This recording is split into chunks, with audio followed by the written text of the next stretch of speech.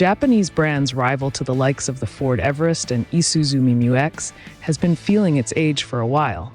But this year, Mitsubishi gave it only a minor update ahead of an expected replacement in the latter half of this decade. For 2024 to 25, the Pajero Sport picks up some very minor design changes on the outside, as well as a new steering wheel, nicked from the new Triton on the inside. The local range also come in for a restructure, with 4x2 models culled and some extra equipment added to the base model to justify the higher entry point. Otherwise, it's much the same as the vehicle that first debuted way back in 2015.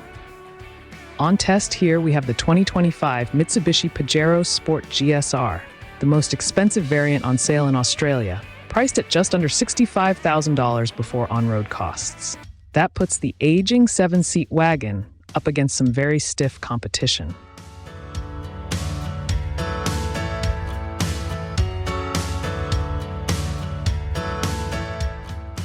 The new generation Triton also requires AdBlue, whereas the current Pajero Sport doesn't. However, this could change if the new generation SUV adopts its Ute siblings powertrain. It's not known when Mitsubishi will roll out the new Pajero Sport, as it only recently facelifted the SUV earlier this year. The current model was first launched overseas in 2015. While Pajero Sport deliveries have increased by almost 90% throughout 2024 compared to the year prior, it's comfortably outsold by newer Ute-based rivals such as the Ford Everest and Isuzu MU-X.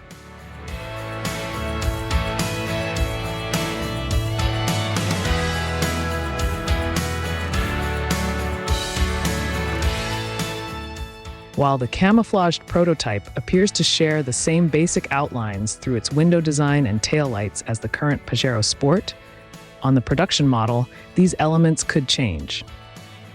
It's expected there will also be comprehensive changes inside the cabin, which would see the Pajero Sport benefit from recent equipment upgrades to the new Triton, such as a larger infotainment screen, a new dash design, and more premium upholstery. There could also be enhancements under the bonnet. In Australia, the Triton and Pajero Sport are powered by the same base 2.4-liter four-cylinder diesel engine, though the Ute benefits from twin turbochargers, while the SUV makes do with one.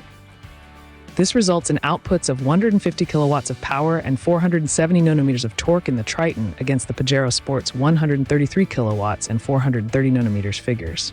Curiously, the new Triton is fitted with a 6-speed automatic transmission, while the Pajero Sport has used an 8-speed for many years.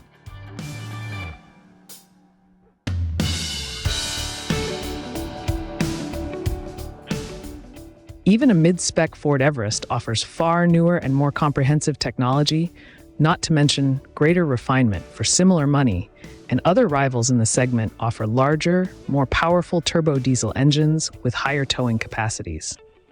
Given the Pajero Sport has long traded on its reputation for value, does this latest iteration command a few dollars too many?